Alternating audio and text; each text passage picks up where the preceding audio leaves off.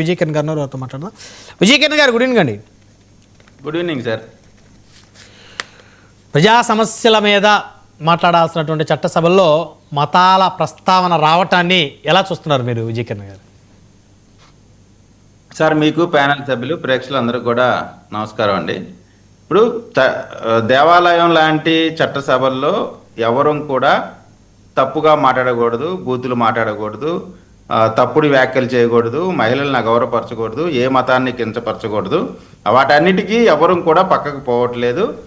నిన్న కూడా అచ్చెన్నాయుడు గారు క్రైస్తవ మతాన్ని ఎక్కడా తక్కువ చేసినట్టు కానీ లేదా క్రైస్తవ మతాన్ని గురించి అవహేళన, ఇప్పుడు శేఖర్ రెడ్డి గారు ఏ విధంగా అయితే చంద్రబాబు నాయుడు గారు కాకాని స్వస్తిశాలకి వెళ్ళి మరణాతాన్ని అన్నదాన్ని కూడా బైబిల్ అన్న మాటను కూడా చాలా తక్కువ స్థాయిలో దాన్ని ఒక తప్పు మాటలాగా చంద్రబాబు నాయుడు గారు జగన్ గారు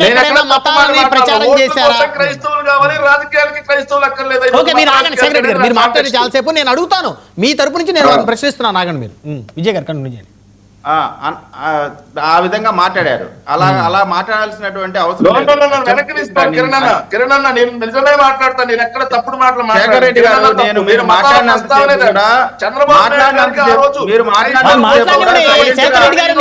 నేను చెప్తున్నాను కదా సమాధానం, నేను చెప్తున్నాను కదా, నేను చెప్తున్నాను. ఆగండి విజయ్ గారు. విన్నాను, ఎందుకంటే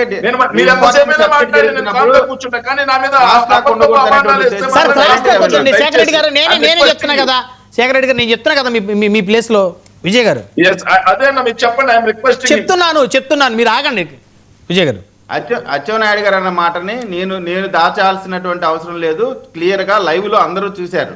ఆయన అన్న మాట జగన్మోహన్ రెడ్డి గారు క్రైస్తవ మతం, చైర్మన్ గారు కూడా క్రైస్తవ మతం అంటే చైర్మన్ గారు నేను క్రైస్తవుని కాదు, మీరు ఆ మాటలు అలా విధంగా క్రైస్తవత్వం గురించి మీరు మాట్లాడకూడదు అన్న సందర్భంగా వెంటనే అచ్చెన్నాయుడు గారు ఆ మాట అనటాన్ని విత్డ్రా చేసుకొని ఆ మాటని దానికి సంబంధించిన అంశంలో చైర్మన్ గారు కూడా అచ్చెన్నాయుడు గారు అనేటువంటి మాటలో నేను సాటిస్ఫై అయ్యాను, ఆయన అలా అనుకుని ఉండాల్సింది అన్నారు కాబట్టి దాన్ని అందరితో ముగించారు.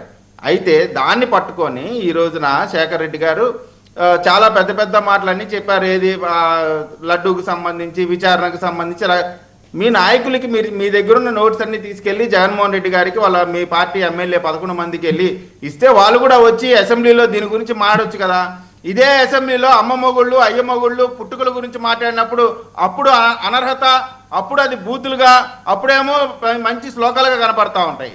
అంబటి రాంబాబు గారికి సంబంధించిన అంశంలో జరిగినప్పుడు మాత్రం దానికి మాత్రం కులం కావాలా. అంబటి రాంబాబు గారిని అడ్డం పెట్టుకొని కాపు కులానికి సంబంధించిన అంశాన్ని ముందుకు తీసుకెళ్ళడానికి మాత్రం కులం కావాలా. గుర్రం జాషువా గారి సేయింగ్స్ అప్పుడు పనికిరావు. కేవలం ఇప్పుడు మాత్రమే మీకు కులం గురించి వీటి గురించి ముందుకు వస్తా ఉండే. అంటే కేవలం రాజకీయంగా ఉపయోగించుకునేటువంటి అంశంలో మాత్రం మీరు ఏదైనా మాట్లాడవచ్చు. ఎదుటి వాళ్ళు ఏది మాట్లాడినా తప్పే. అచ్చెన్నాయుడు గారు దాని గురించి మాట్లాడిన వెంటనే దాన్ని విత్డ్రా చేసుకున్నారు. ఆ సమస్యకు ఒక ముగింపు ఇచ్చారు.